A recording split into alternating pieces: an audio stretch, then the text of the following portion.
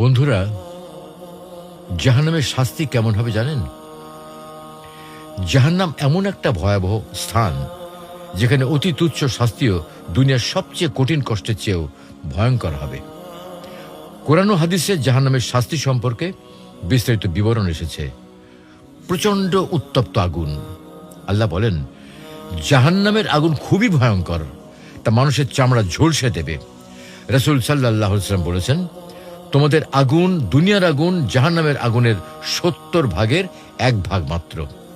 জাহান্নামীদের তৃষ্ণার্ত করে রাখা হবে, কিন্তু তাদের পান করার জন্য দেয়া হবে খুবই গরম পানি, যা তাদের অন্ত্র নাড়িভুড়ি টুকরো টুকরো করে ফেলবে। তাদের পান করানো হবে গলে যাওয়া ধাতব পদার্থ ও পুঁজ, যা গিলে ফেলার মতো হবে না, বরং তারা চরম কষ্টের মধ্যে থাকবে।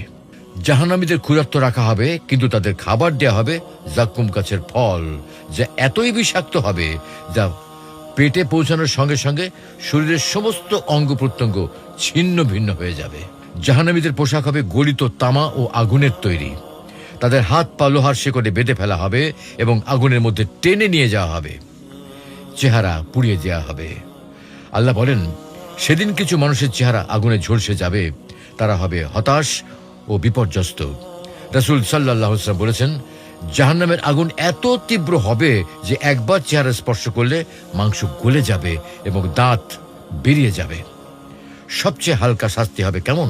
তা হলো, আবু তালিব, নবী সাল্লাল্লাহু আলাইহি ওয়াসাল্লামের চাচা, যিনি ঈমান আনেননি, এর জন্য সবচেয়ে হালকা শাস্তি নির্ধারিত হবে।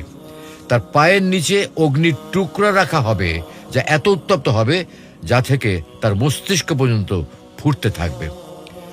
জাহান্নামীরা কখনো মরবে না, বাঁচবেও না। জাহান্নামের শাস্তি হবে চিরস্থায়ী। তারা বারবার অনুরোধ করবে যেন তাদের মেরে ফেলা হয়, কিন্তু তাদের মৃত্যু আসবে না, বরং অনন্তকাল ধরে কষ্ট সহ্য করতে হবে।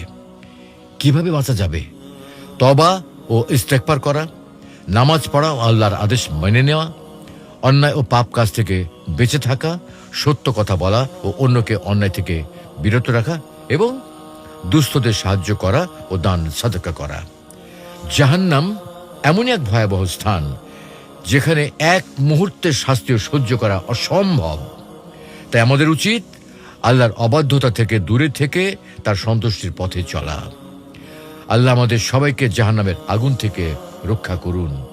আমিন।